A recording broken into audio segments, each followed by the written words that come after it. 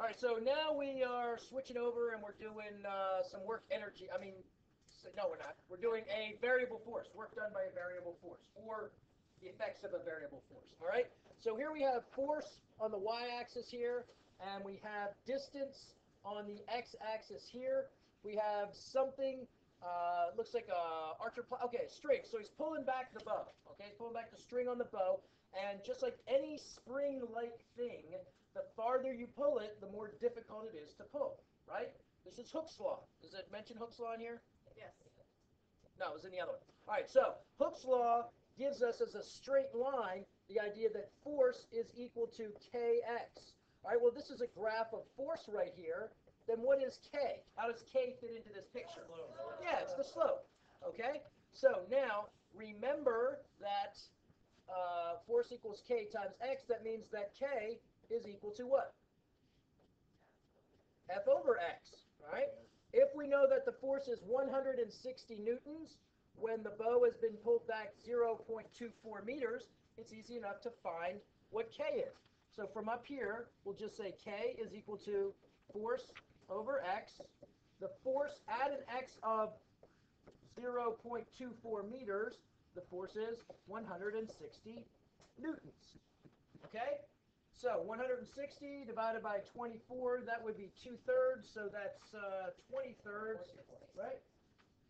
6.67? Should be 20/3, right? 0.24. 0.2. Oh, jeez, Mr. Culbertson. What is it? 667. Got it. 667 newtons per meter. Okay, now, newtons per meter is an acceptable sort of unit configuration, right? Because the reason I like leaving it as newtons per meter is because it makes sense. That's how many newtons of force we get for every meter we pull back, right? That's how much force we have to apply or apply to hold it at some position. All right, so to hold it at a position of 1 meter back, we have to apply and maintain a force of 667 newtons. Now, if you're sort of a physics freak or a math head, we should recognize that newtons per meter is kilograms per second squared. Okay? Because if we take kilogram meters per second squared and divide by meters, we get kilograms per second squared. All right? So either one of these answers is acceptable.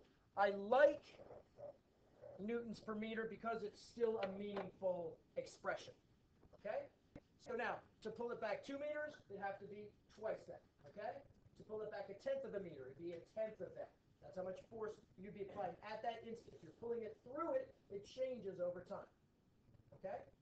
Now, I know that this is not part of the question, but if we look at this right here, what can we do to figure out the work done in pulling it back 0.24 meters? Area under the curve is exactly correct. Okay? We're not going to worry about it right now, but what we have is that to that to that to that. That area of that triangle, thanks. That triangle, area of that triangle is equal to the work done. All right, so let's actually go ahead down here, and we're going to say that the work done in pulling it back that far, this is our general expression. We've done this before, all right, but I want to make sure you're squared away with it. Work is equal to the area under the curve, but that's the area of the triangle, okay? So the area of the triangle is 1/2 BH. All right, what is B in this triangle? Not a number, but what quantity is it? It's x, okay? So 1/2 x. And what is our height of our triangle is going to be, it's going to be force, right? Oops, I did that wrong. 1/2 x times force, right? But force is a function of x, isn't it? It's f of x, isn't it?